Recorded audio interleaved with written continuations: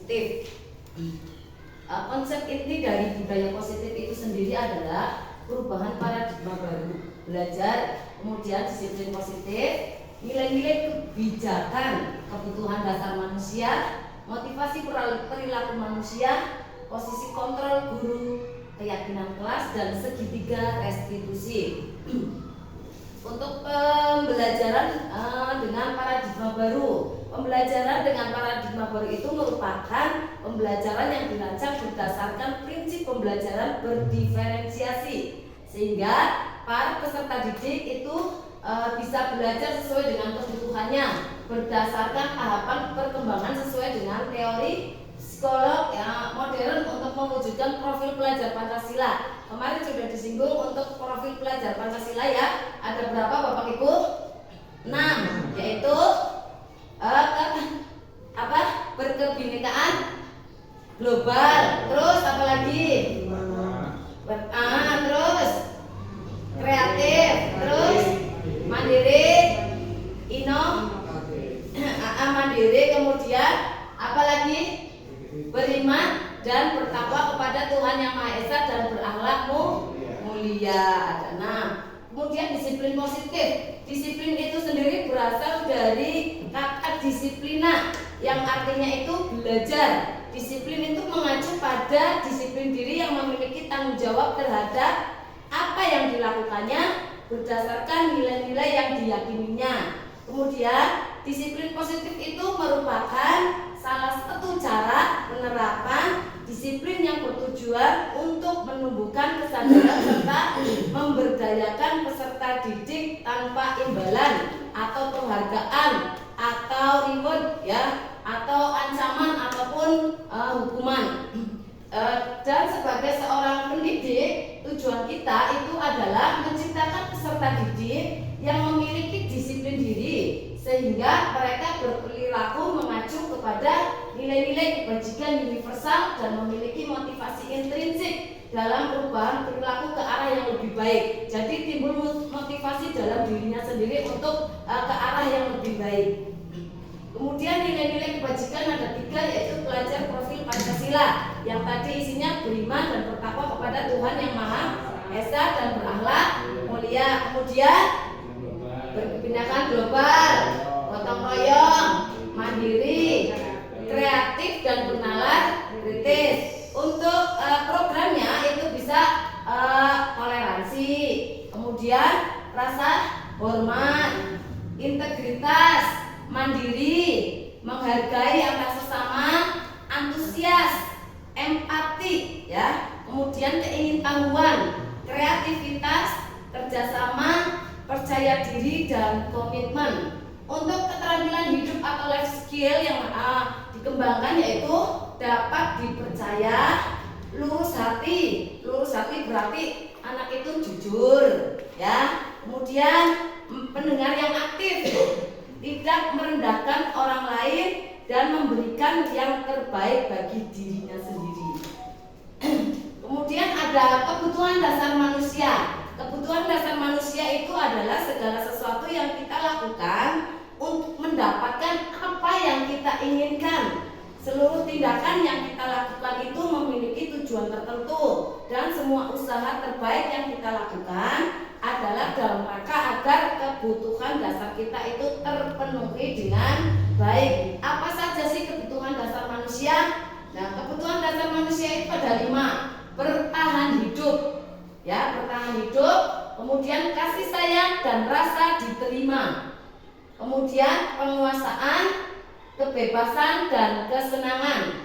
Bertahan hidup itu mencakup untuk bertahan hidup membutuhkan makan, kemudian pakaian, terus tempat tinggal, keamanan dan kesehatan. Kemudian untuk kasih sayang dan rasa terima kasih. Mau Mbak Endang? Beri Mbak Endang. Untuk yang kedua, kasih sayang dan rasa terima kasih.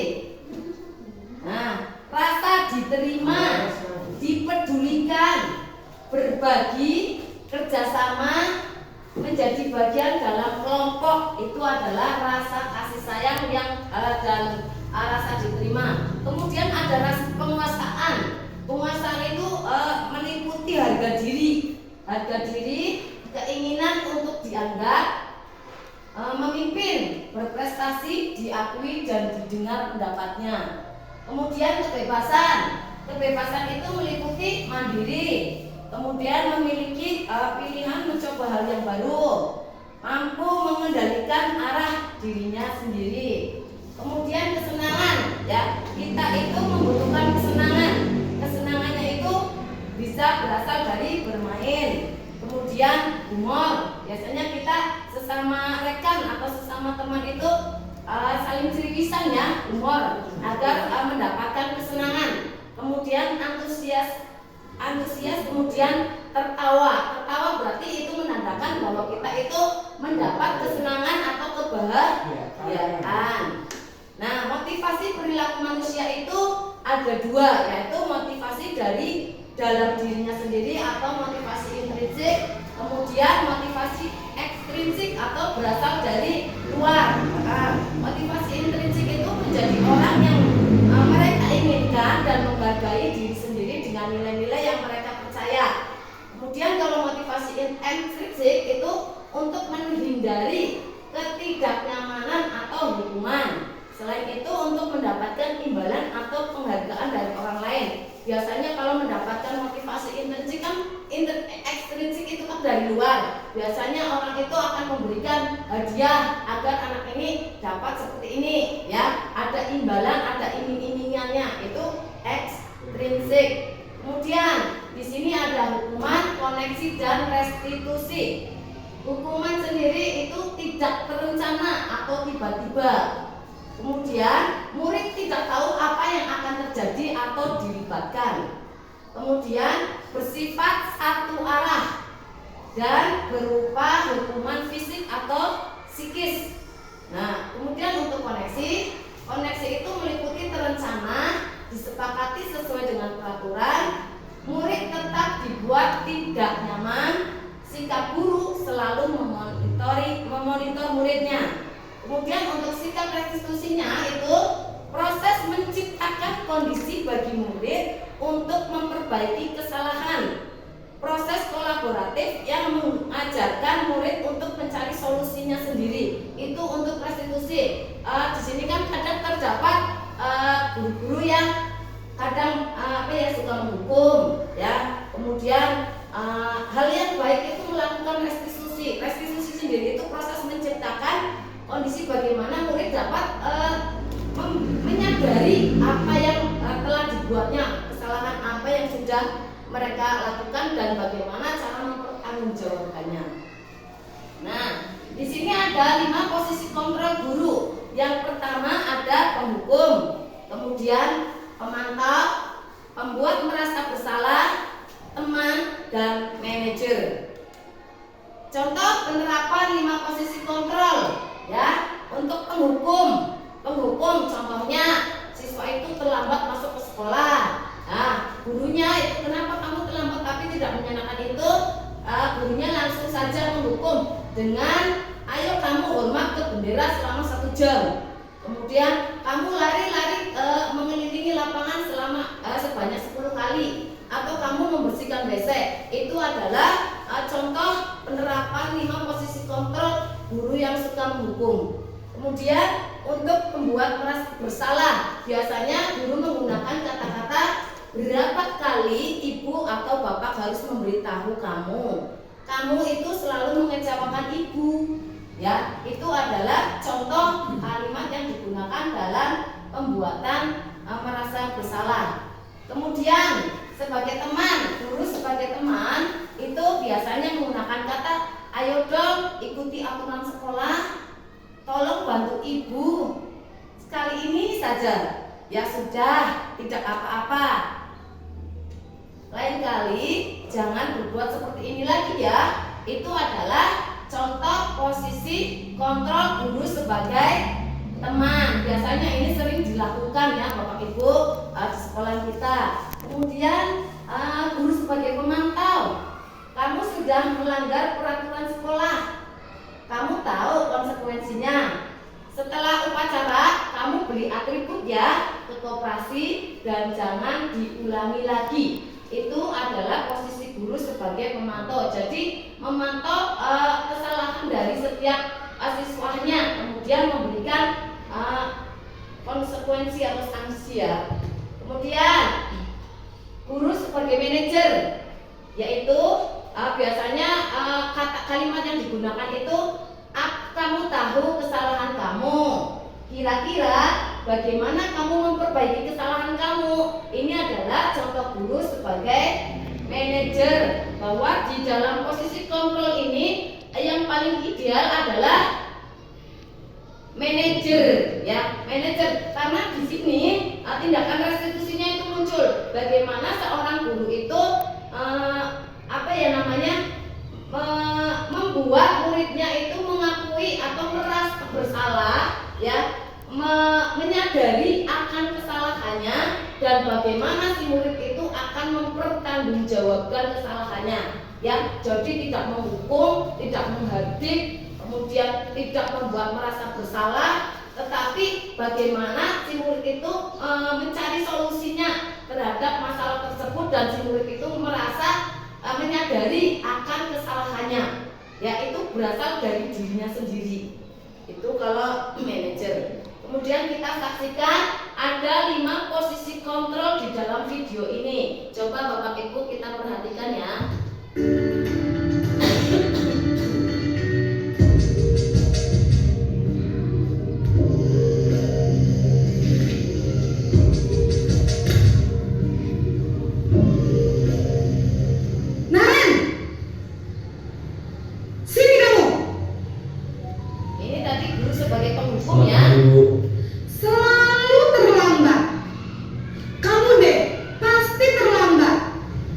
Bu, saya Apa coba? Alasan kamu apa lagi? Jadi guru itu kamu tidak terlambat. Alasan dari Malas sekali ya kamu jadi anak. Saya Dasar pemalas. Gak kapok-kapok sih kamu. Sudah berapa kali terlambat? Sana, kamu keliling lapangan basket 2 kali. Kenapa saya harus keliling lapangan basket, Bu?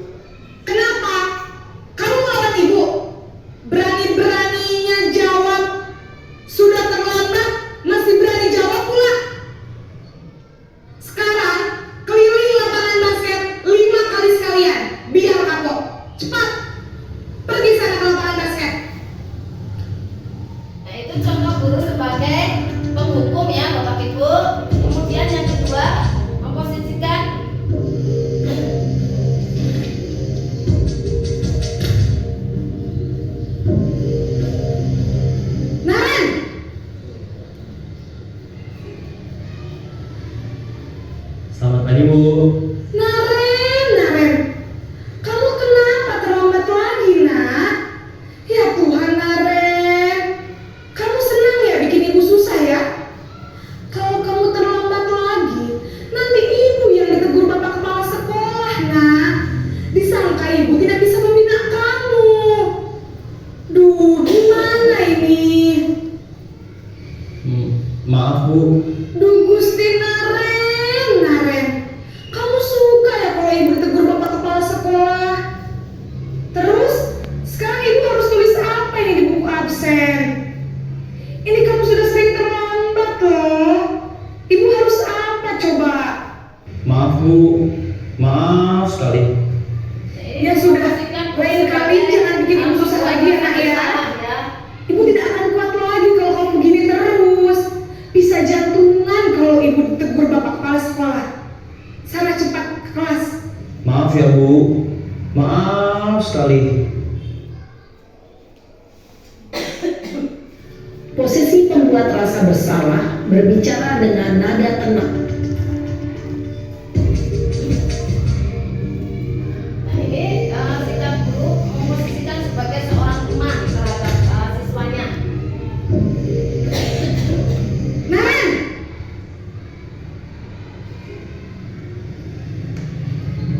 Selamat pagi, Bu. wah, sudah jam berapa ini, nak? Terlambat lagi ya, sayang. Iya Bu, habis ibu saya lupa bangunkan saya Bu. Kamu malah menyalahkan ibu kamu. Kamu bukannya anak yang larinya paling kencang. Kok terlambat sih? Iya Bu, saya memang terlambat bangun tadi. Jadi biarpun saya lari kencang, tetap gak kekejar Bu. Ya sudah sana. Nanti lain kali larinya lebih kencang lagi ya. Biar gak terlambat lagi. Bikin seneng ibu. Demi ibu. Bisa kan? Bisa lah Bu. Ya sudah sana masuk kelas. Ibu beresin urusan absen kamu. Kamu ini ada-ada saja. Nah, ini adalah posisi guru menempatkan dirinya itu sebagai teman ya. Kemudian sebagai pemantau atau mentor.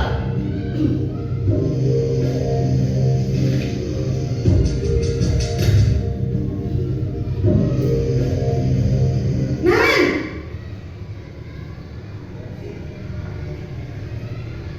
Selamat pagi Bu. Naren, apa peraturan sekolah kita tentang jam berapa kita harus masuk sekolah, nak? Kita harus di sekolah jam 7 Bu. Iya betul, sekarang sudah jam 7.20. Naren sudah tahu konsekuensinya jika terlambat hadir. Paham Bu. Saya harus tinggal kelas pas jam istirahat selama 20 menit. Iya benar, konsekuensinya demikian. Jadi nanti jam 9.30 pas istirahat, kamu harus tinggal di kelas, kerjakan tugas tambahan untuk ketertinggalan kamu, ya? Baik Bu. Dan yang kelima adalah posisi guru sebagai manajer.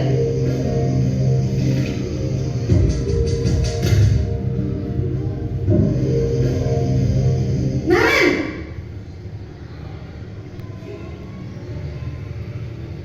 Selamat pagi Bu. selamat pagi Naren. Maaf Bu, saya terlambat. Iya, sekolah masuknya jam 7, sekarang sudah jam 7.20. Jadi sekarang bagaimana ini Naren? Maaf Bu, saya lupa setel alarm saya semalam. Baiklah, menurut kamu, keyakinan sekolah yang mana yang perlu kamu tingkatkan?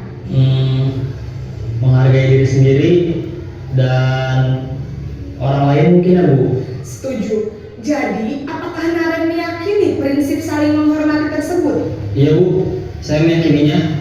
Apakah Naren bersedia memperbaiki masalah keterlambatan ini? Bersedia Bu. Bagaimana kamu akan perbaiki masalah keterlambatan ini?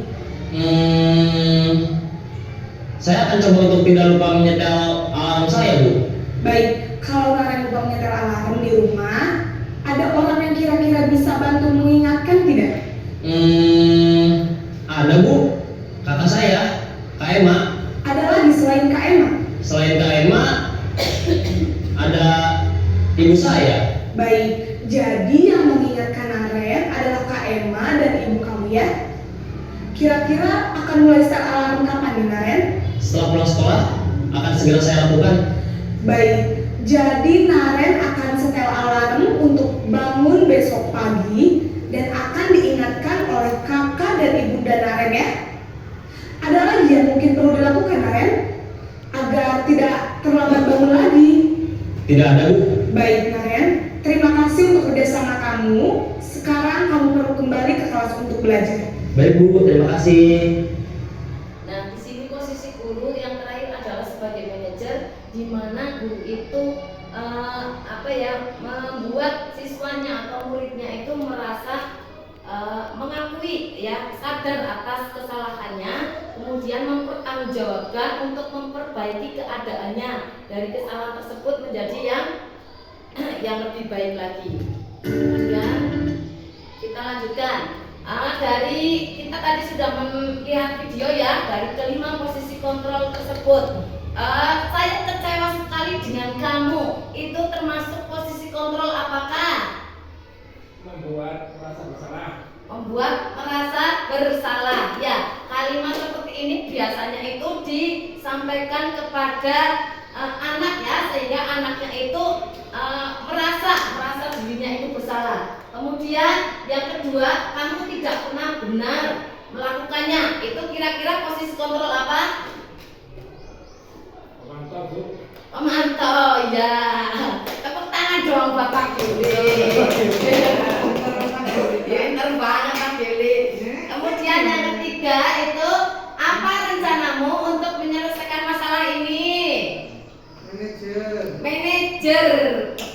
kali manajer. Jadi menanyakan apa yang akan dilakukan anak tersebut untuk memperbaiki kesalahannya.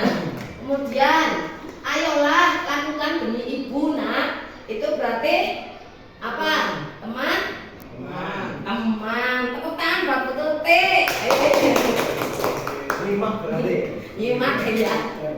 Kemudian yang terakhir, kamu tidak pernah mendapatkan nilai jika tidak mengerjakan tugas. Berarti itu apa? Ya, penghukum. Tepuk tangan. Ya. Sedikit kalian nyamper ya.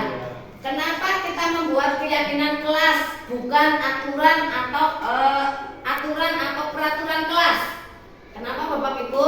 Karena keyakinan kelas itu dibuat oleh siswa dan dilakukan oleh siswa itu sendiri. Jadi tanpa adanya paksaan.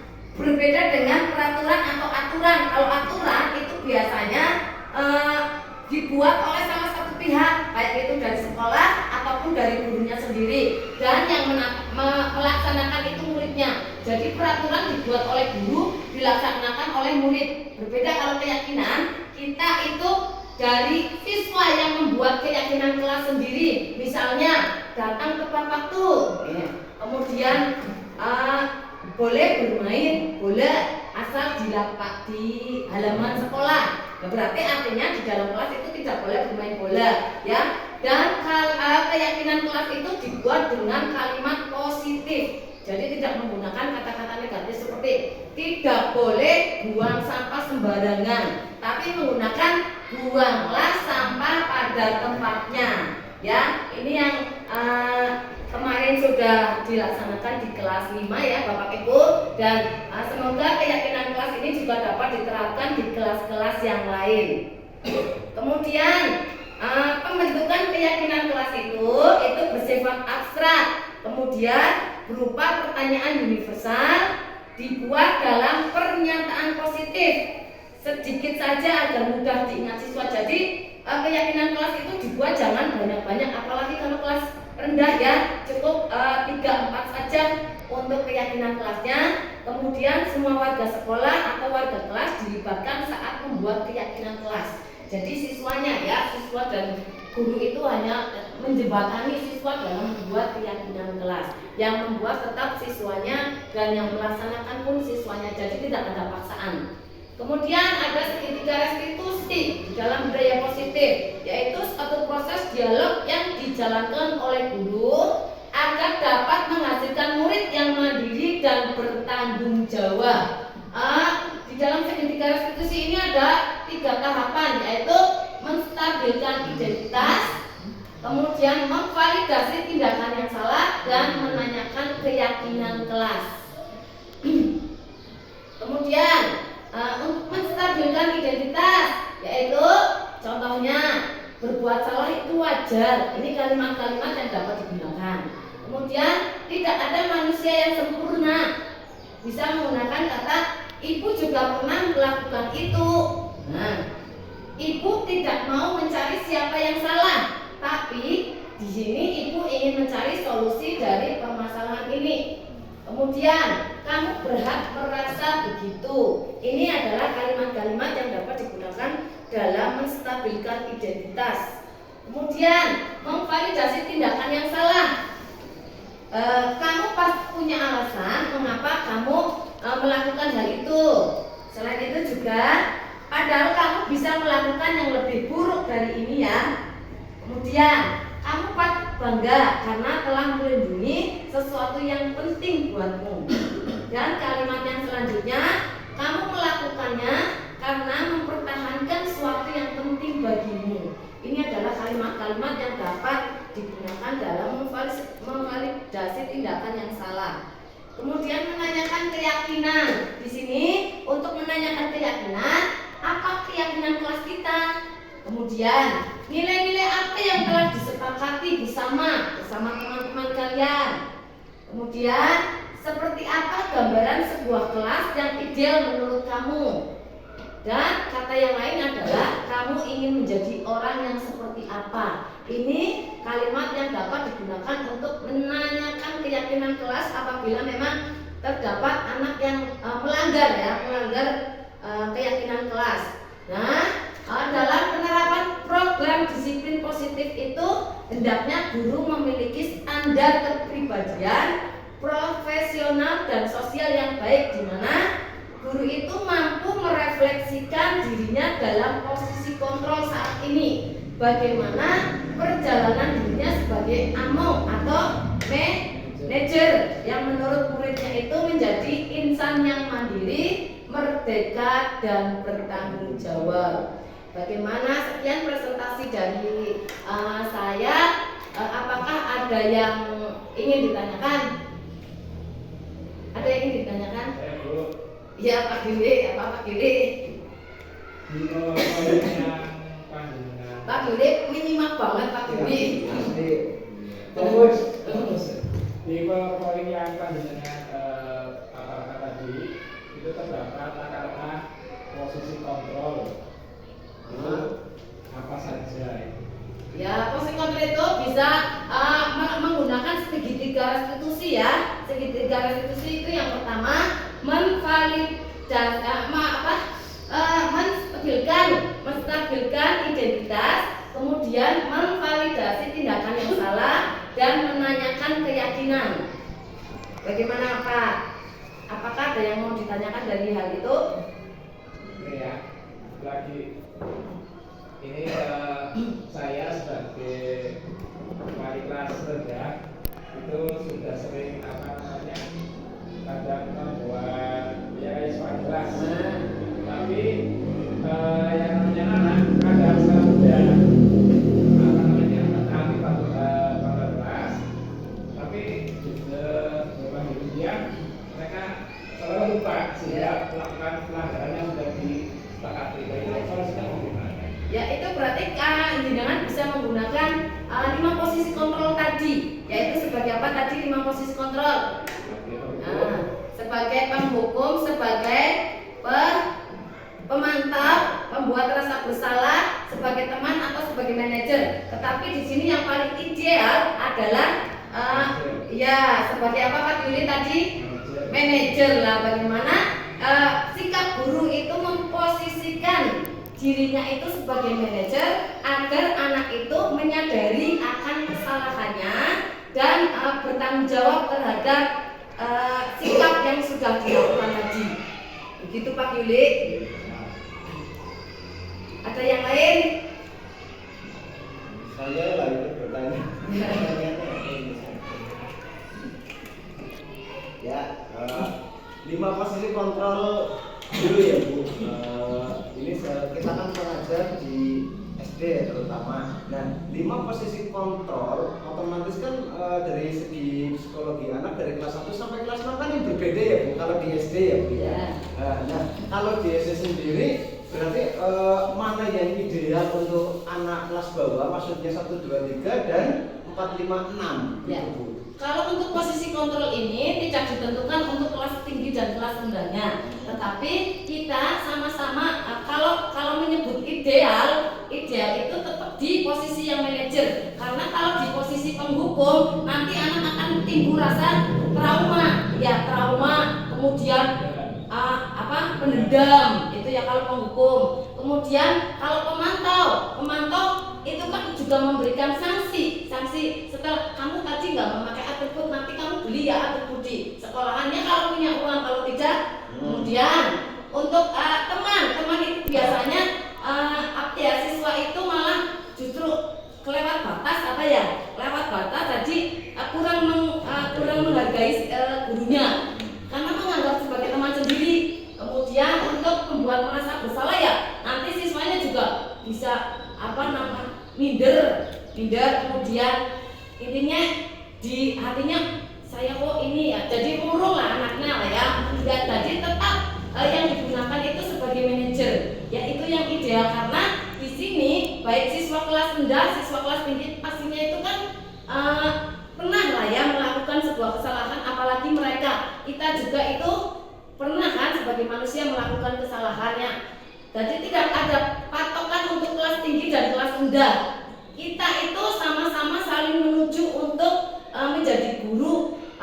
Di dalam posisi kontrol itu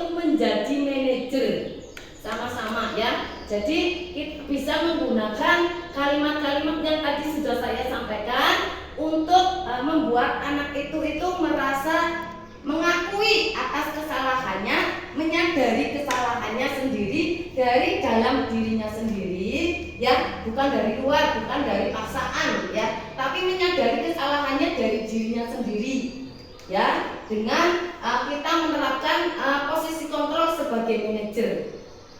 Begitu Pak Amin. Oke. Mantap. Sudah? Ada yang perlu ditanyakan lagi? Tidak ya? Cukup ya? Kalau begitu saya ucapkan terima kasih.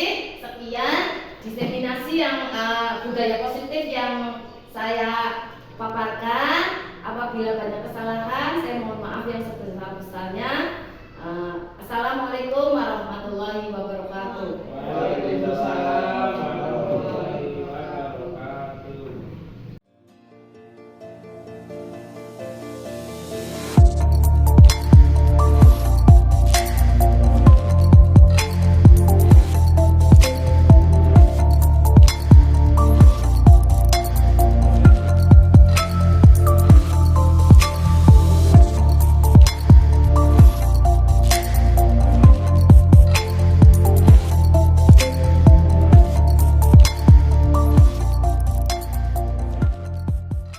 Assalamualaikum warahmatullahi wabarakatuh.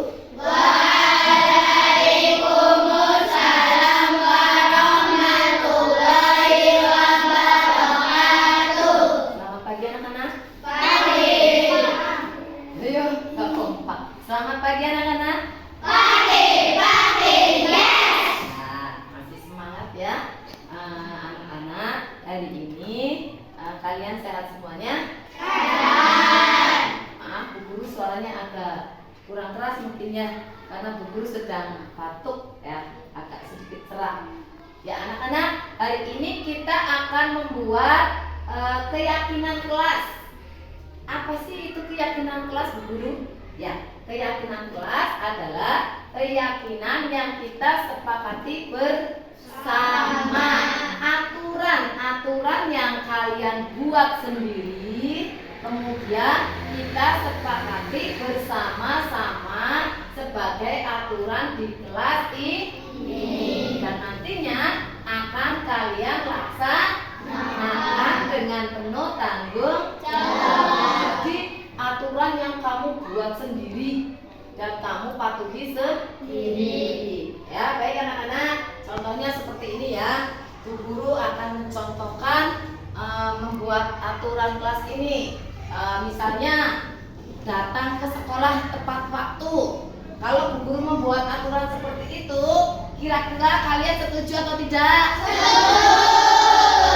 Baik, kalau begitu Bu Guru tulis ya. Nomor 1, berarti ini keyakinan. Kelas berapa? 5. Keyakinan kelas 5. 1. Apa tadi? Datang ke sekolah tepat waktu. Artinya ketika kamu berangkat ke sekolah itu aturannya itu jam 7. Berarti kamu jam 7 itu sudah harus di sekolah. Jangan sampai terlambat. Setuju atau tidak? Setuju. Kira-kira siapa yang mau membantu ibu untuk membuat kesepakatan yang lain? Ada usulan? Ya, Mbak Elisa. Tidak boleh tidur di dalam kelas saat pelajaran. Tidak boleh tidur di dalam kelas saat pelajaran. Boleh. Coba Mbak Elisa ditulis untuk nomor 2-nya. Ya. Bawahnya ya. Sini agak tinggian ya. Nanti nggak cukup sih.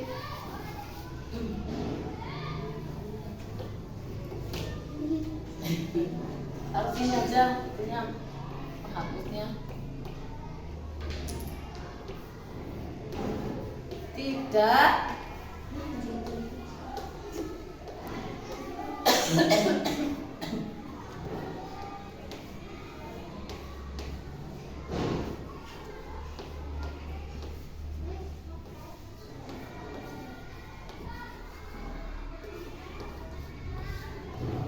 tidak boleh tidur di dalam kelas ya. Tidak boleh tidur di dalam kelas. Teman kamu ada yang mengusulkan untuk membuat kesepakatan tidak boleh tidur di dalam kelas. Apakah kalian setuju? Setuju. Baik, setuju ya. Kemudian ada yang mau berpendapat lagi? Akil. Disiplin mengerjakan PR. Oke, disiplin mengerjakan PR. Boleh, ayo maju Akil. Dituliskan ya.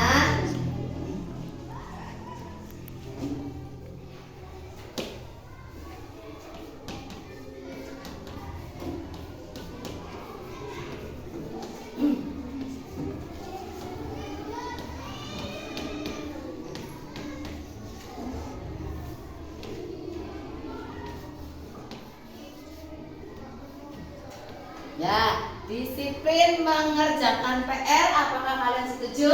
Setuju. Terus kita lanjutkan. Ada lagi yang mau memberikan pendapatnya? Iza? Tidak membuat kegaduhan di dalam kelas. Tidak membuat kegaduhan di dalam kelas. Boleh Iza? Ayo tuliskan.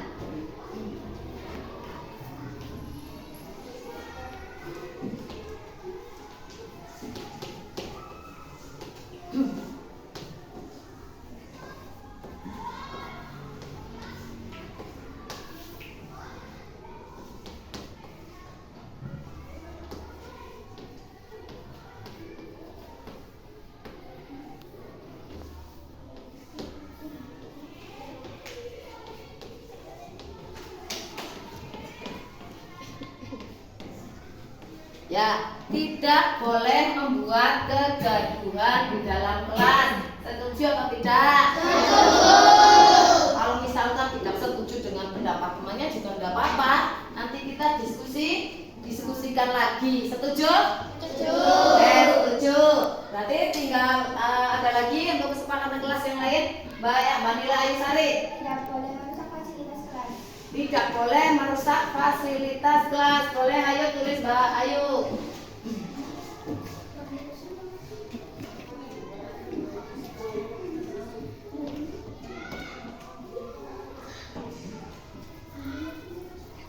Pakai penghapus, ini ada penghapusnya.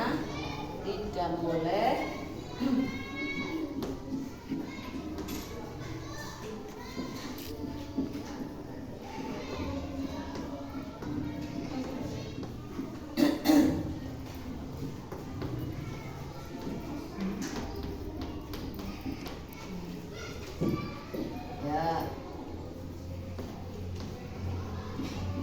ya, tidak boleh merusak fasilitas kelas. Fasilitas kelas apa saja sih?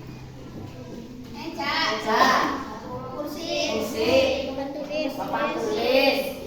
Banyak ya fasilitas kelas. Berarti ada itu step kontak sudah termasuk fasilitas kelas. Meja tidak boleh dicoret. Berarti ini termasuk menjaga fasilitas kelas. Setuju? Setuju. Oke, ada lagi Kak? Ya Mbak Gisel. Tidak boleh bermain bola di dalam kelas. Tidak boleh bermain bola di dalam kelas. Nah, ini biasanya yang bermain bola itu adalah anak laki-laki. Bagaimana ini, setuju atau tidak? Setuju. Anak laki-laki, halo. Setuju? Setuju. Oke. Kok ragu-ragu, setuju atau tidak? Setuju. Oke ya, setuju ya. Boleh, Mbak Gisel dituliskan.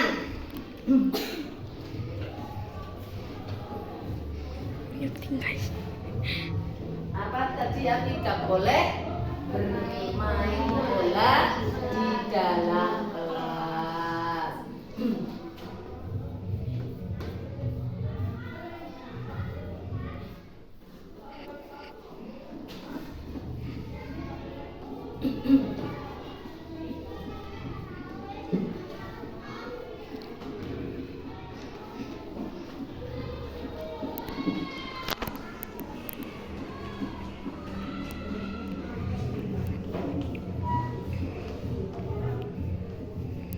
Ya, setuju ya? Tidak boleh bermain bola di dalam kelas, anak-anak? Setuju? Setuju. Tidak boleh bermain, biasanya anak laki-laki ini yang suka sekali bermain bola ya. Ini sudah disepakati untuk kesepakatan kelas ya. Setuju? Setuju. Untuk yang selanjutnya ada lagi ya, Mbak Yasmin. Tidak boleh mencaci maki teman. Tidak boleh mencaci maki teman. Boleh, ayo tuliskan. Mencaci maki berarti sama dengan membuli. Ya, pinter. Membuli, mengejek itu tidak boleh. Bagaimana? Setuju atau tidak? Setuju. Karena kalau mengejek teman itu kan nanti akan menyakiti perasaan teman yang lain kan. Ya kalau kamu meminta maaf, kalau tidak pun tambah sakit hatinya anak itu. Ya, bahaya. Ya, jadi tidak boleh mencaci maki teman, bullying itu tidak boleh ya. Guru setuju itu. Kalian setuju atau tidak? Setuju. Terus.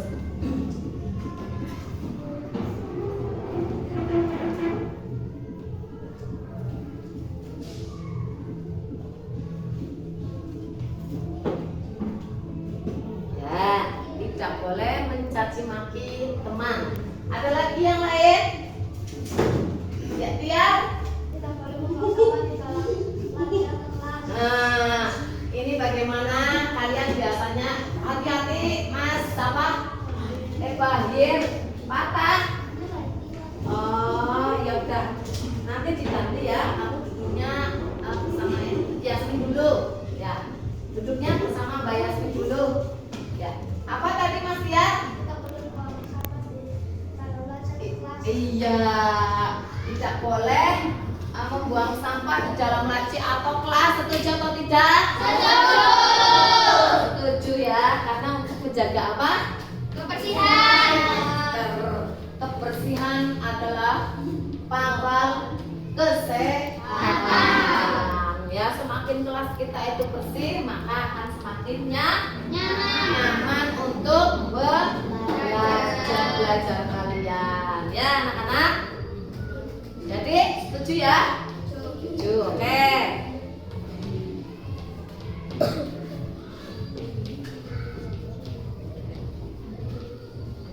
Tidak boleh membuang sampah di dalam laci atau kelas. Ya, sudah cukup atau ada lagi? Bila Mengerjakan tugas tiket dengan baik. mengerjakan tugas tiket dengan baik. Boleh? Ayo dituliskan ya, Mbak Bila. Apakah selama ini ada anak-anak yang bertugas saat bertugas menjadi piket itu ada yang tidak piket? Ada. Oh ya, ada. Mungkin Mbak Bila itu membuat kesepakatan ini karena terinspirasi dari anak-anak yang tidak mau piket ya. Ya Bila. Iya.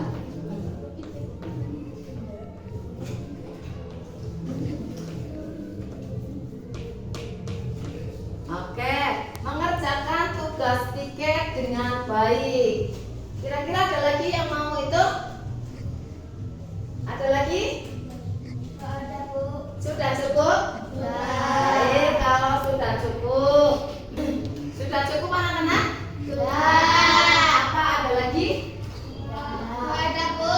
Ada, sudah cukup ya. Baik, karena ini kesepakatan kelas yang sudah kalian buat sendiri ya. Nanti kesepakatan kelas ini kalian laksanakan dengan sebaik-baik Mungkin. Nah, coba guru bacakan lagi untuk kesepakatan kelas 5 ya. Yang pertama, datang ke sekolah tepat waktu. Setuju? Setuju. Kemudian yang kedua, tidak boleh tidur di dalam kelas. Setuju. Karena ini adalah kesepakatan, jadi Bu Guru ingin menggunakan kalimat yang positif ya. Kata tidaknya Bu Guru jadi diganti ya. Jadi Bu Guru ganti harus berkonsentrasi ini ya. Berkonsentrasi saat pelajaran ya, harus berkonsentrasi saat pelajaran ya. Bu Guru ganti. Berarti kalau konsentrasi kan tidak boleh tidur. Kalau tidur kan berarti tidak konsentrasi. Ya enggak? Iya. Kemudian yang ketiga, disiplin mengerjakan PR. Setuju? Setuju. Setuju anak-anak? Setuju. Baik. Yang keempat, tidak membuat kegaduhan di dalam kelas. Setuju atau tidak? Setuju. Ya, setuju. Kata tidaknya Bu Guru ganti menjadi membuat apa ya? Kelas menjadi nyaman untuk belajar. Ya, menjadi tidak membuat kegaduhan di dalam kelas. Ini kata tidaknya Bu Guru ganti menjadi membuat kelas menjadi aman dan nyaman. Ya, karena kegaduhan kan nanti akan menimbulkan kebisingan ya, kekacauan ya. Jadi Bu Guru kalimat tidaknya Bu Guru ganti membuat kelas menjadi aman dan nyaman untuk belajar. Setuju atau tidak? Setuju, Nay? Oke, setuju. Kita lanjutkan. Yang nomor 5, tidak boleh merusak fasilitas kelas. Coba setuju atau tidak? Setuju. Tidak boleh merusak fasilitas kelas.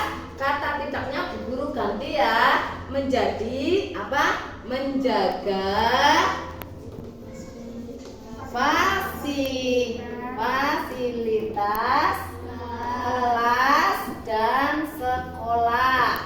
Ya. Setuju? Setuju. Kemudian yang keenam, tidak boleh bermain bola di dalam kelas. Bagaimana ini anak laki-laki? Si Isa udah ketawa-ketawa ini. Bagaimana Isa, setuju, Sa? Yang keras, Raza. Setuju? Setuju? Setuju. Kata tidaknya Bu Guru ganti ya. Boleh bermain bola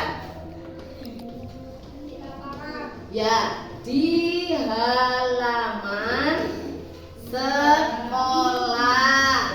Artinya jika bukan di halaman sekolah itu jangan bermain bola seperti di dalam kelas ya, Isa ya.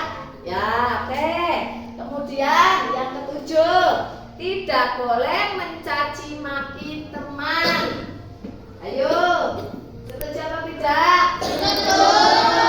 Kata tidak bolehnya Bu Guru ganti menjadi menghargai teman. Ya, menghargai dan menghormati teman. Ya.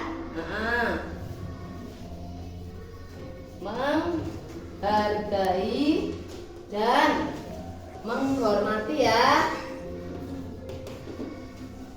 teman. Dengan kita menghargai dan menghormati, maka akan tercipta hidup rukun, tidak mencaci, tidak mengejek, tidak membuli ya. Ya. Kemudian yang kedelapan, tidak boleh membuang sampah di dalam laci atau kelas. Setuju? Setuju. Kalau setuju, Bu Guru ganti kata tidaknya menjadi membuang sampah. Iya, membuang sampah pada tempatnya. Setuju ya? Setuju. Kemudian mengerjakan tugas piket dengan baik. Setuju? Setuju. Oke, baik. Ini ada keyakinan kelas yang kalian sudah buat sendiri bersama teman-teman kalian. Nanti coba kalian taati aturannya ya, aturan yang sudah kamu buat sendiri. Coba Bu Guru mau bertanya kepada kalian, kira-kira apa yang ketika kalian itu tidak melakukan aturan kelas atau keyakinan kelas ini, kira-kira apa yang akan dilakukan? Denda. Apa lagi? Hah? ya? Hukuman dihukum ya. Baiklah, ini anak-anak, jika kalian kok nanti ada yang tidak menaati keyakinan kelas ini, nanti Bu Guru kasih tahu terlebih dahulu. Bu Guru ingatkan kembali tentang keyakinan kelas yang sudah kamu buat. Setuju? Setuju ya? Bu Guru ingatkan dulu. Nanti kalau sudah diingatkan berkali-kali, ternyata kamu itu melanggar terus, berarti baru Bu Guru kasih hukuman. Ya, hukuman. Setuju? Setuju. Baik. Kira-kira hukumannya apa?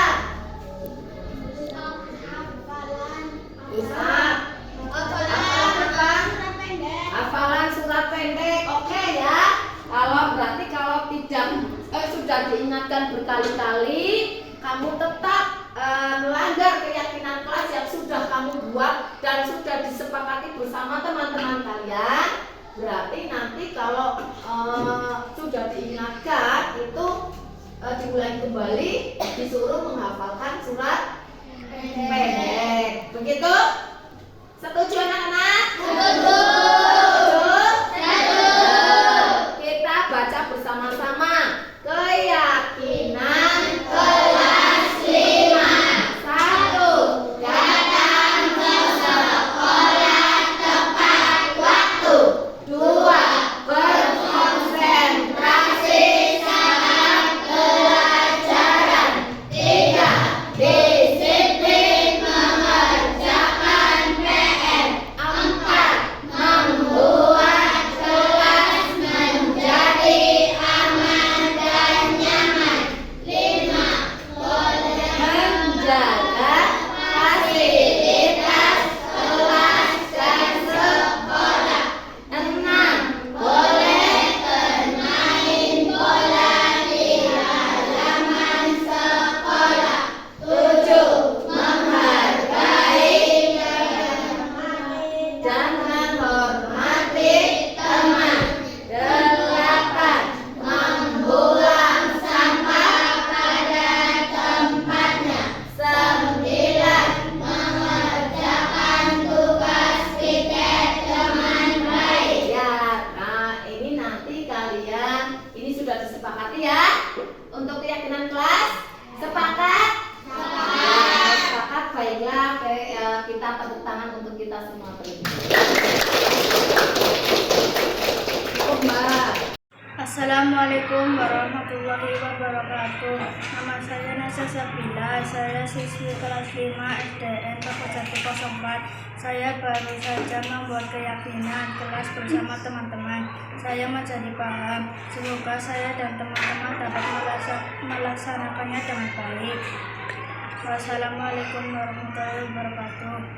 Assalamualaikum warahmatullahi wabarakatuh. Nama saya Tiar, saya siswa kelas 5 STN Fakultas 04. Saya senang sekali